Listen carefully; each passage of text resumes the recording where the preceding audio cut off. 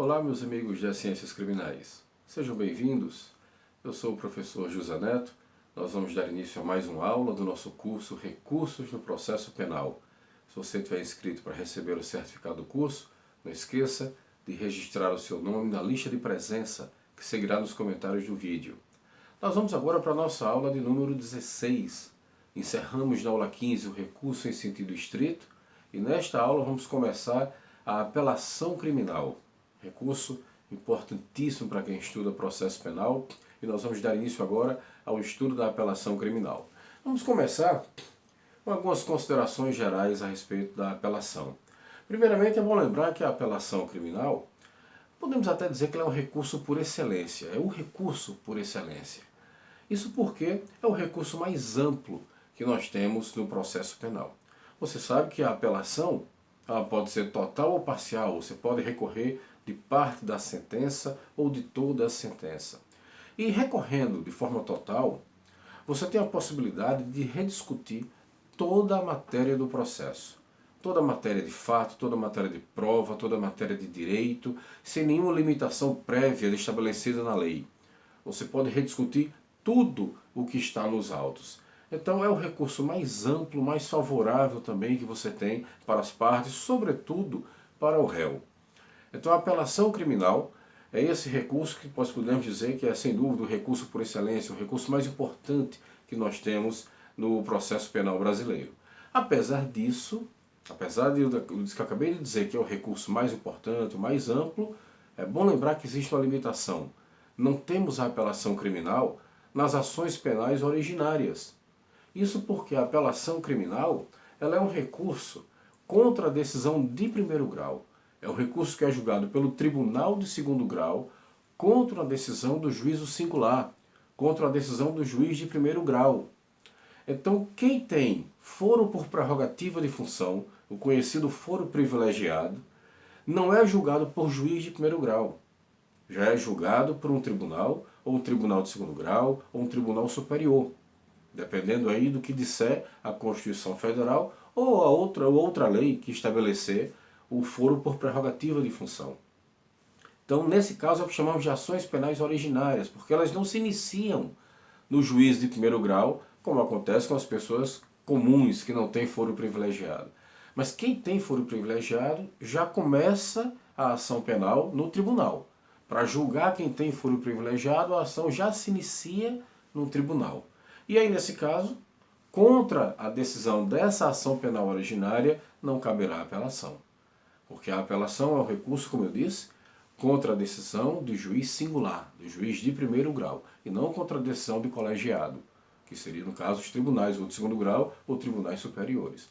Então esse é um dado muito importante, porque quem tem o foro privilegiado não é nenhum privilégio pessoal, é uma prerrogativa em razão da função, perde o direito a esse importante recurso que é a apelação criminal. Bom, dito isso, vamos para a parte mais importante da apelação, que é o cabimento. É muito importante compreender bem o cabimento da apelação. Mas aqui, logo de início, uma boa notícia. Ao contrário do recurso sentido estrito, que tem aquela previsão complicada, confusa, extensa do artigo 581 do Código de Processo Penal, a apelação criminal é mais simples. E tem mais. Dá para se entender realmente o cabimento da apelação criminal. Embora o legislador, da forma como está previsto no Código de Processo Penal, até tenha tentado complicar a nossa vida, a vida daquele que está querendo estudar e aprender processo penal. Mas dá para se entender. Não é como o artigo 581 do recurso sentido estrito, que eu disse aqui nas nossas aulas anteriores, não há uma lógica no artigo 581. Não há um raciocínio que você possa estabelecer e que por ele você compreenda todas as hipóteses de cabimento do artigo 581. Não existe.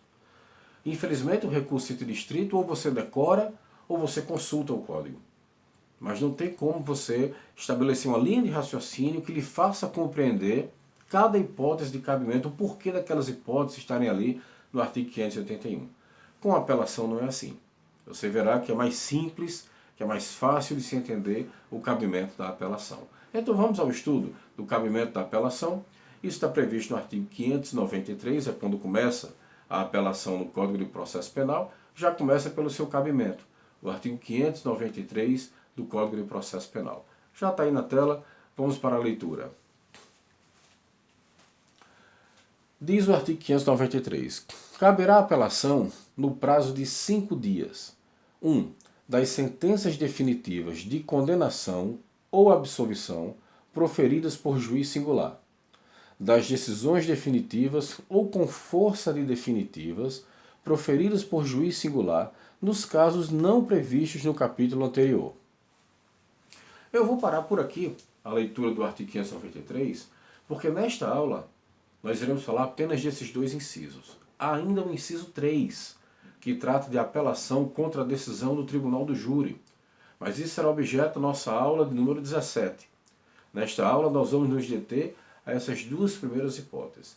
E aqui já cabe um aviso. Isso aqui não se aplica ao juizado especial criminal. A apelação criminal no juizado especial tem disciplina própria prevista na Lei 9.099 de 1995.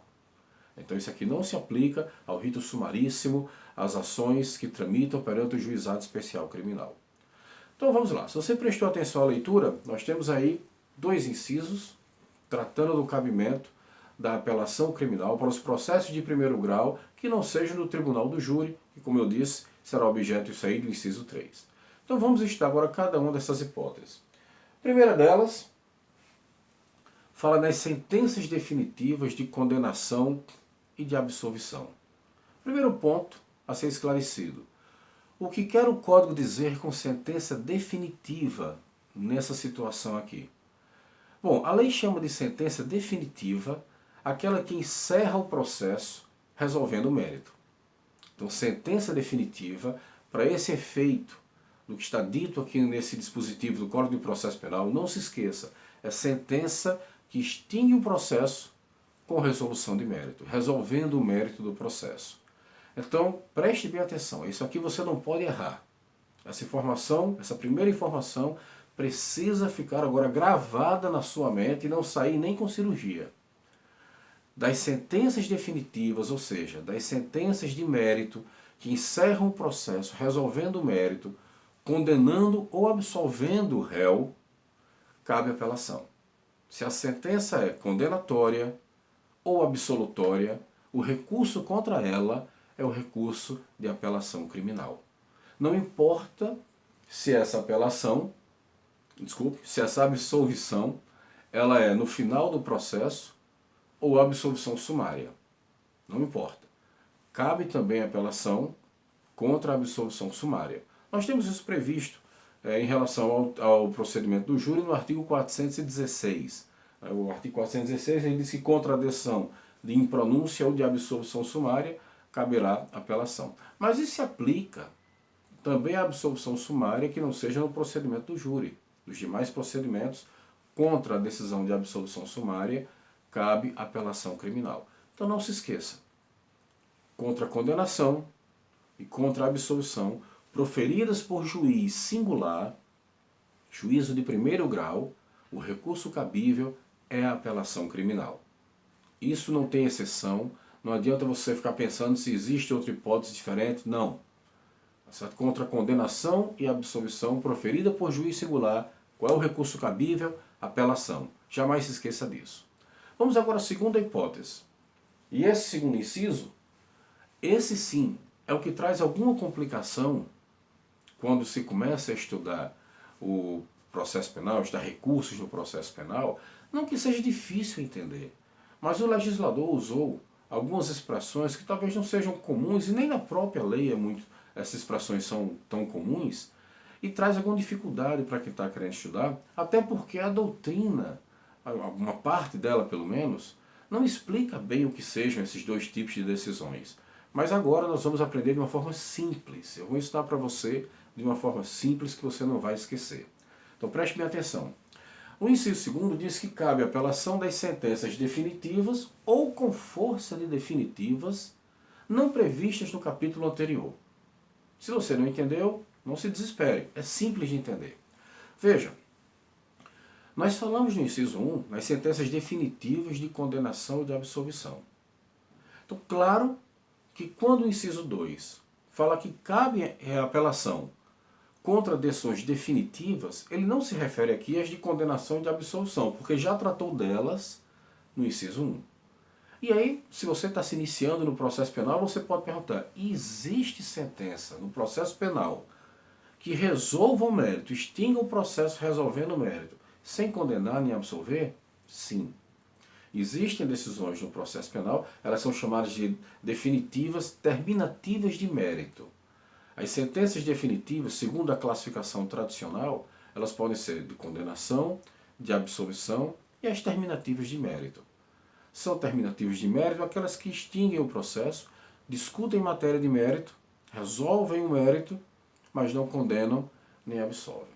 Mais adiante, eu vou trazer algumas situações para definirmos se o recurso é de apelação ou o recurso interdistrito, e eu vou mostrar algumas situações dessa. Então veja, por enquanto guarde essa informação. No processo penal, as sentenças definitivas, aquelas que extinguem o processo com resolução de mérito, podem ser de condenação ou de absolvição, e aí o inciso 1º já diz que cabe apelação contra elas, e o inciso 2º diz que nas demais definitivas, nas outras decisões que encerram o processo com resolução de mérito, sem condenar nem absolver, também pode caber apelação, desde que essa decisão não esteja prevista no capítulo anterior, que é o capítulo do recurso em sentido estrito. Então, se você está diante de uma sentença definitiva, ou seja, de uma decisão que encerrou o processo com resolução de mérito, mas não condenou nem absolveu, e você quer saber qual é o recurso cabível, primeiro verifique lá o artigo 581 do recurso sentido estrito. Veja se a decisão que você quer impugnar, se ela se enquadra naquelas hipóteses do 581. Se se enquadrar lá, você vai usar o recurso sentido estrito. Se não se enquadrar lá, caberá necessariamente apelação criminal. Agora, a parte que mais complica é a seguinte. Veja que a lei diz das sentenças definitivas ou com força de definitivas. E aí você deve estar se perguntando, o que é uma sentença com força de definitiva? É esse ponto que alguns autores não conseguem ser muito didáticos, não conseguem ser muito claros na hora de explicar. Mas é uma forma simples de entender. Veja, a sentença definitiva, eu disse há pouco, é aquela que encerra o processo com resolução de mérito. A decisão com força de definitiva é aquela decisão que não discute o mérito, por isso ela não é definitiva, mas ela tem força de definitiva porque ela extingue o processo. Nada mais é do que a famosa extinção do processo sem resolução de mérito. O legislador chama isso de sentença com força de definitiva. Poderia ter usado uma expressão mais simples, mas essa expressão termina trazendo uma certa confusão em algumas pessoas. Mas veja que não é difícil de entender. A definitiva extingue o processo, resolvendo o mérito. A decisão com força de definitiva não resolve o mérito, por isso não é definitiva, mas ela tem força de definitiva por extinguir o processo. Então, se você está diante de uma decisão que não é de condenação nem de absolvição, e essa decisão ou extingue o processo, resolvendo o mérito, ou extingue o processo sem resolver o mérito, caberá apelação em qualquer uma dessas duas situações, desde que a decisão não esteja prevista no artigo 581. Ou seja, não esteja prevista para ela recurso em sentido estrito. Se tiver, você usa o recurso em sentido estrito. Se não, caberá apelação. Bom, você deve estar pensando, Zanetti, isso não é tão simples assim. De fato, eu disse que era simples, mas por que não parece tão simples? Porque, veja, se você, sobretudo na hora de um concurso, numa prova de concurso, no exame da ordem ou num concurso público que você se submeta, se na hora de resolver uma questão você ficar pensando, será que essa decisão é terminativa de mérito? Será que ela tem força de definitiva? Será que ela é definitiva? Se você partir para aí, há uma grande chance de você se atrapalhar na hora da prova. Então preste atenção que eu vou dar uma dica agora. Eu vou, na verdade, lhe ensinar 3 passos simples para você entender o cabimento da apelação. Isso eu costumo fazer em todas as minhas aulas de apelação que eu dou na graduação. Eu sempre passo essas informações para meus alunos. Então preste bem atenção. Não é nenhum macete daqueles de cursinho, você está decorando siglas e tal. Não é por isso, não. É uma situação, é um raciocínio que você vai entender o porquê de estar previsto dessa forma no artigo 593. E preste bem atenção, porque da forma como eu vou dizer aqui, dificilmente você vai encontrar nos livros. Então veja bem, são 3 passos que você tem que ter para entender o cabimento da apelação. Primeiramente, verifique se a sentença é de absolvição ou de condenação. Esse é o primeiro passo. Se você quer saber se cabe apelação ou não, você vai primeiro verificar se a decisão contra a qual você se insurge, se ela é de condenação ou de absolvição. Se for, nem pense 2 vezes. O recurso é apelação criminal. Contra a decisão de condenação ou de absolvição, eu já falei, não pisque o olho, não pense, o recurso é apelação criminal. Mas o segundo passo, se não for de condenação nem de absolvição, verifique se ela encerra o processo. Veja se a decisão encerra o processo. Isso é muito importante. Por quê? Porque se não encerrar o processo, não cabe apelação. As hipóteses de cabimento de apelação são sempre hipóteses que encerram o processo. Então, primeiro, verifique se a decisão é de condenação ou de absolvição. Se for, use apelação criminal. Se não for de condenação nem de absolvição, veja se encerra o processo. Se não encerrar o processo, esqueça a apelação. Se a decisão não encerra o processo, não use apelação criminal. Agora vamos ao terceiro passo. E se ela encerrar o processo? Ela não é de condenação, não é de absolvição, mas encerra o processo.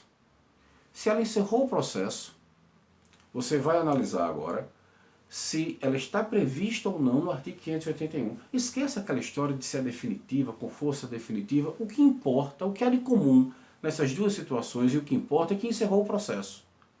Encerrando o processo, você já sabe que é possível a apelação. Agora, será cabível a apelação desde que não esteja a decisão prevista no 581.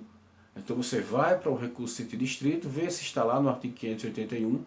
Se ela estiver lá, usa recurso distrito. Se não estiver, necessariamente caberá a apelação.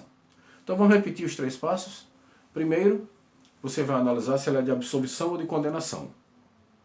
Se for, usa apelação criminal.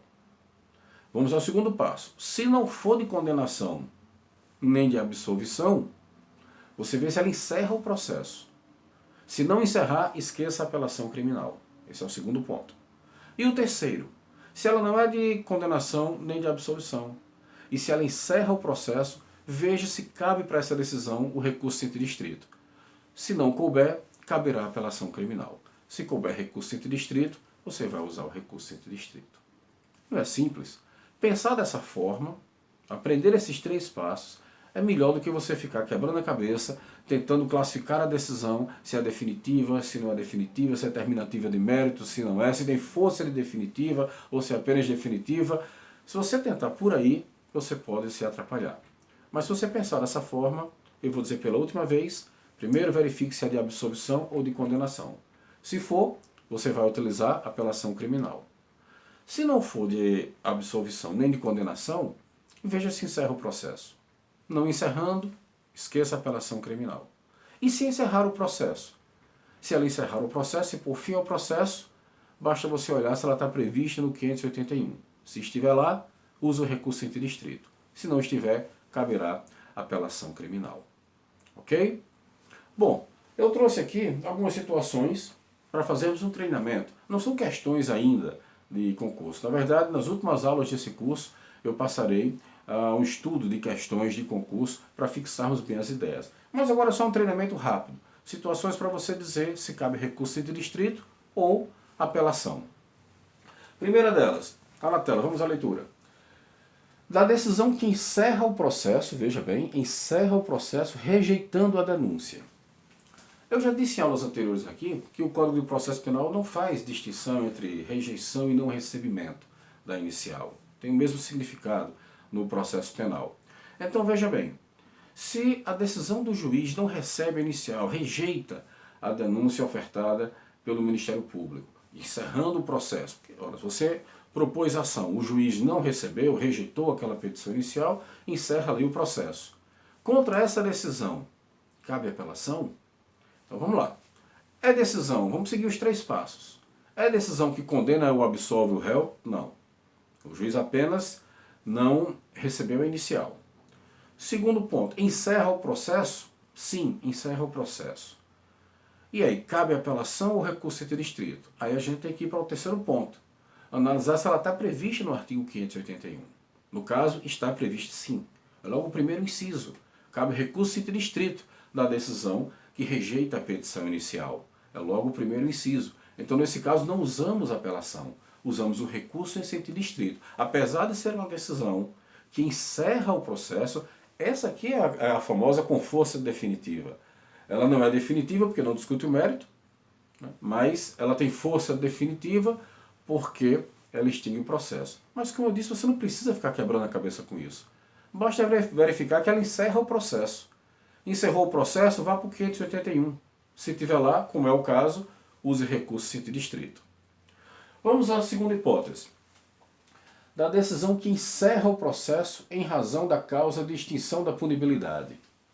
Essa você tem que ter cuidado. Essa lhe induz, de certa forma, a um erro. Porque, veja só, aqui estamos diante de uma decisão que na classificação tradicional seria definitiva, é a terminativa de mérito, aquela que extingue o processo com resolução de mérito. A extinção da punibilidade é matéria de mérito. O mérito da ação penal é a punibilidade, sua extinção, portanto, é matéria de mérito. Então, nesse caso aqui, você está diante de uma decisão que encerra o processo discutindo o mérito. Cabe apelação? Olha que se você for raciocinar como no processo civil, você vai certamente dizer, cabe apelação. Mas se lembre dos nossos 3 passos. Não é de condenação nem absolvição. Você venceu o primeiro passo. Segundo, encerra o processo? Sim. Vamos para o terceiro passo. Está previsto no artigo 581? Está sim. Inciso 8. Lá está previsto que cabe recurso em sentido estrito contra a decisão que reconhece a prescrição ou outra causa de extinção da punibilidade. De extinção da punibilidade. Então, nesse caso, não caberá apelação criminal. Apesar de parecer, pela lógica, seria um caso de apelação criminal, se você seguir o raciocínio do processo civil, mas no processo penal tenha cuidado. Não cabe apelação, cabe recurso em sentido estrito, porque está prevista essa hipótese expressamente no artigo 581, lá no seu 8º inciso. Bom, vamos à próxima. Da decisão de impronúncia. Bom, nós até já lemos, né, o artigo 416, que diz que cabe apelação contra a decisão de impronúncia. Mas se você não lembrar do artigo 416, no momento de uma prova que você estiver fazendo, lembre dos 3 passos. A decisão de impronúncia condena ou absolve o réu? Não. Põe fim ao processo? Sim. Está prevista lá no artigo 581? Não. Já esteve, antes da reforma de 2008. Mas de 2008 para cá, tiraram a impronúncia do artigo 581. Então cabe apelação criminal contra a decisão de impronúncia, sem dúvida alguma. Da decisão que resolve o incidente de restituição de coisas apreendidas.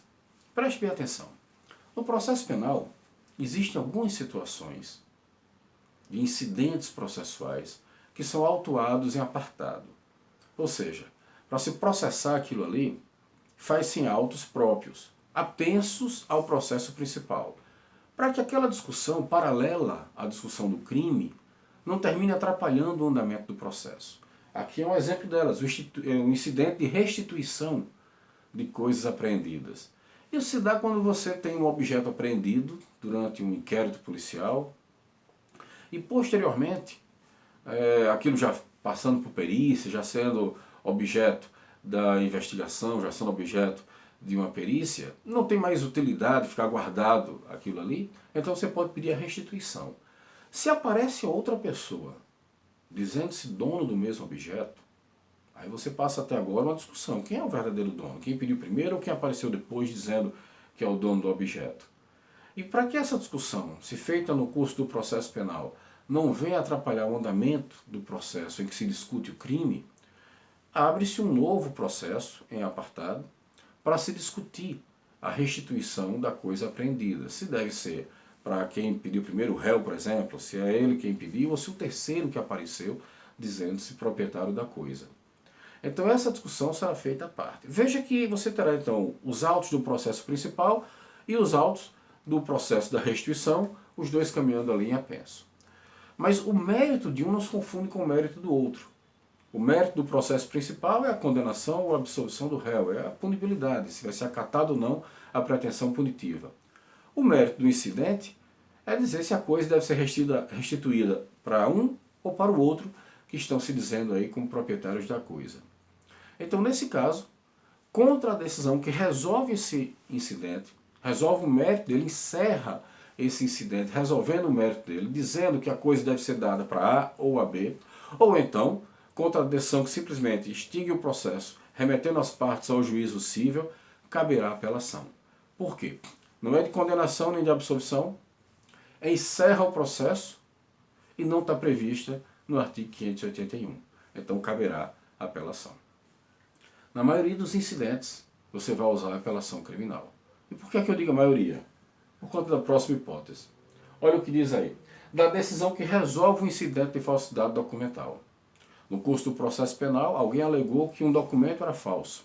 Pode ter sido a acusação, pode ter sido a defesa, mas alegou que um certo documento dos autos é falso. Para que essa discussão sobre a falsidade documental não atrapalhe o andamento do processo criminal, em que se discute a pretensão punitiva, faz-se um incidente à parte, um novo processo à parte, para se discutir se o documento é verdadeiro ou se o documento é falso. Esse é o mérito desse processo.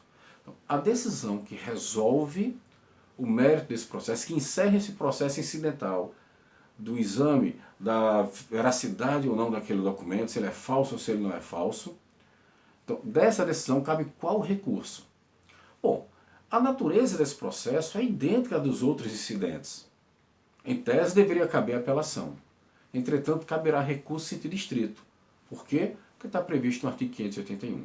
Então, se você for para os 3 passos, não condena nem absolve. Segundo, encerra o processo, sim. Não o processo principal do crime, encerra o processo incidental. Do incidente de análise da falsidade documental. O incidente de falsidade documental. E está previsto no artigo 581? Está. No inciso 18.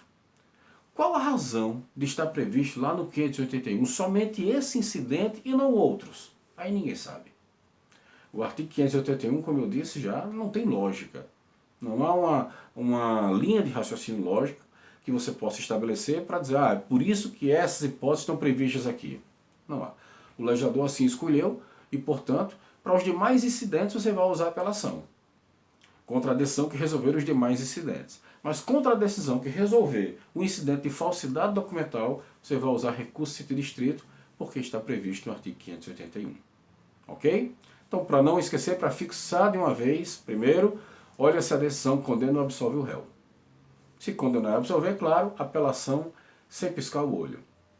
Se não condena e nem absolve, veja se ela encerra o processo. Se não encerrar, esqueça a apelação. E se encerrar o processo, vá para o 581, veja se está previsto o recurso sentido estrito. Você pensando dessa forma, sua chance de errar o cabimento da apelação é mínima. Ok? Na próxima aula, nós iremos estudar a apelação contra as decisões do Tribunal do Júri. Eu aguardo você na nossa próxima aula. Muito obrigado.